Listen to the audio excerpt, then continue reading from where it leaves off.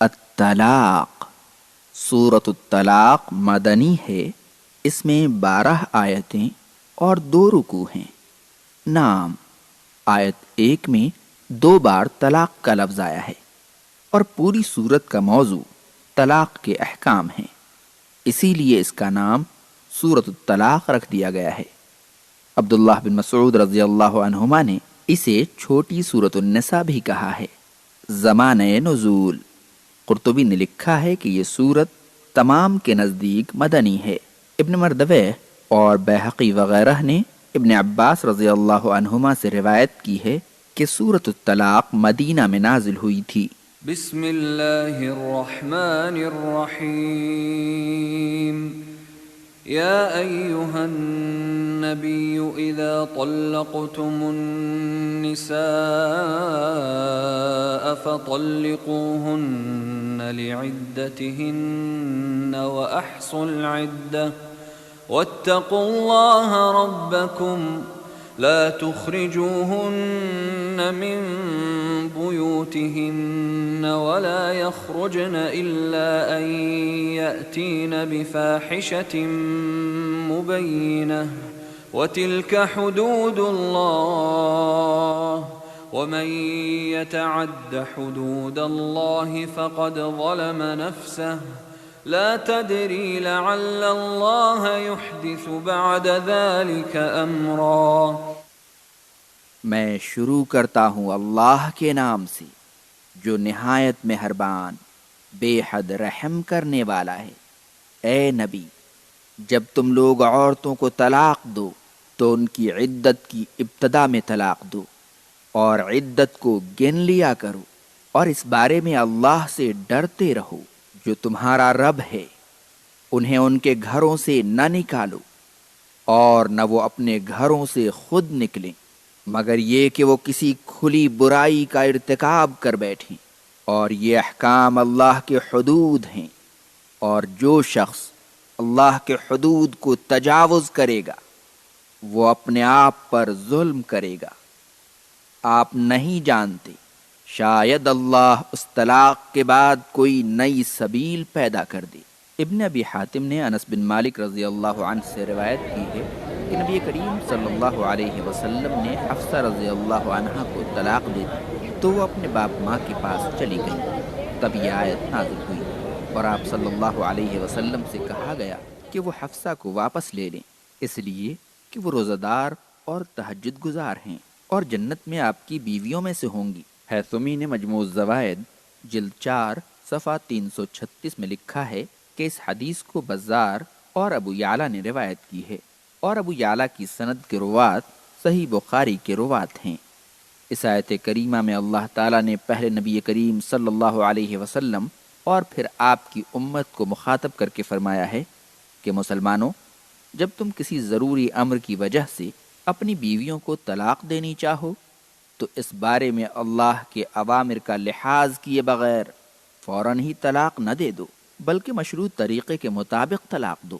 یعنی ایسے طہر میں طلاق دو جس میں تم نے ان کے ساتھ جمع نہ کیا ہو، تاکہ ان کی عدت کی مدت واضح اور معلوم رہے۔ اس لیے کہ اگر تم انہیں حالت حیض میں طلاق دو گے تو وہ حیض عدت میں شمار نہیں ہوگا اور ان کی عدت کا زمانہ طویل ہو جائے گا۔ اسی طرح اگر تم انہیں ایسے طہر میں طلاق دو گے جس میں ان کے ساتھ جمع کیا ہے تو ممکن ہے کہ حمل قرار پا جائے اور معلوم نہ ہو سکے گا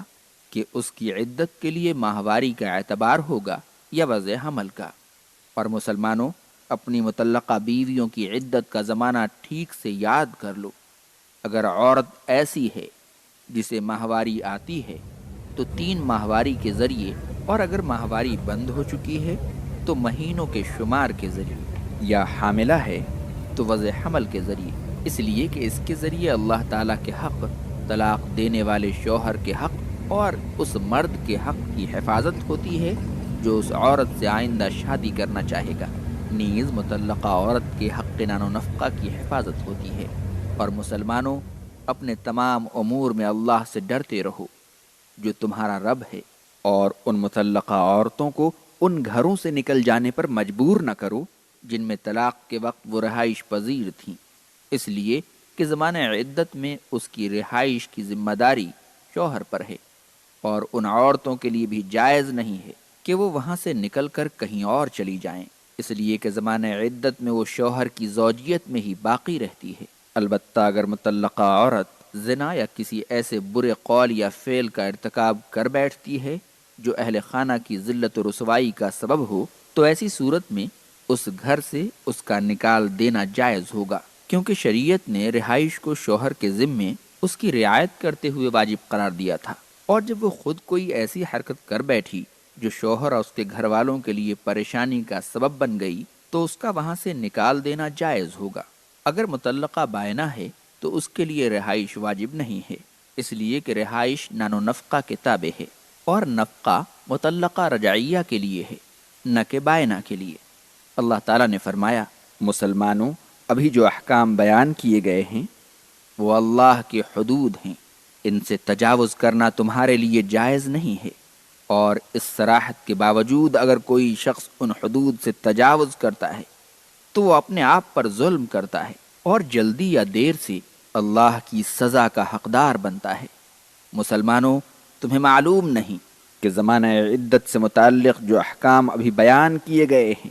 ان میں اللہ نے کیا حکمتیں مضمر رکھی ہیں؟ ممکن ہے کہ شوہر کے دل میں اللہ تعالیٰ مطلقہ کی محبت دوبارہ ڈال دے اور اسے واپس کر لے، اور پھر سے عمدہ ازدواجی زندگی گزارنے لگے۔ ہو سکتا ہے کہ طلاق کا سبب بیوی کی جانب سے رہا ہو، اور زمانہ عدت میں وہ سبب زائل ہو جائے اور شوہر اسے واپس لے لے۔ اور ایک ظاہر حکمت یہ بھی ہے کہ زمانہ عدت کے ختم ہونے تک یقین ہو جاتا ہے کہ عورت کا رحم طلاق دینے والے شوہر کے بچے سے پاک و صاف ہے۔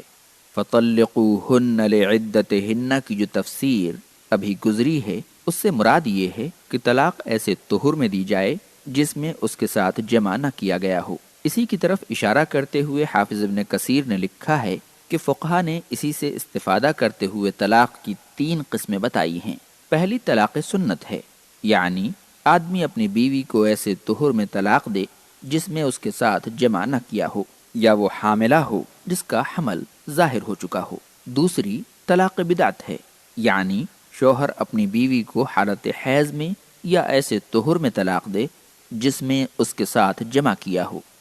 اور تیسری قسم نہ طلاق سنت ہے نہ طلاق بدعت، یعنی مطلقہ نابالغہ ہو یا بوڑھی ہو گئی ہو یا جو ابھی اپنے شوہر سے نہ ملی ہو۔ طلاق بدعی کے بارے میں علماء اسلام کی 2 رائے ہے۔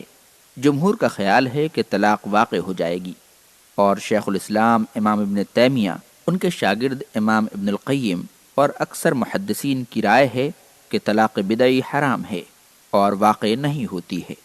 نیز ان کا یہ بھی خیال ہے کہ اگر کوئی شخص ایک ہی مجلس میں 3 طلاقیں دے دے گا تو صرف ایک ہی واقع ہوگی، اس لیے کہ جس طرح حیض میں اور ایسے طہر میں طلاق دینا ناجائز ہے جس میں شوہر نے جمع کیا ہو اور طلاق واقع نہیں ہوتی، اسی طرح ایک مجلس کی 3 طلاقیں بھی حرام ہیں، اس لیے صرف ایک ہی واقع ہوگی، باقی 2 طلاقیں لغو قرار دے دی جائیں گی۔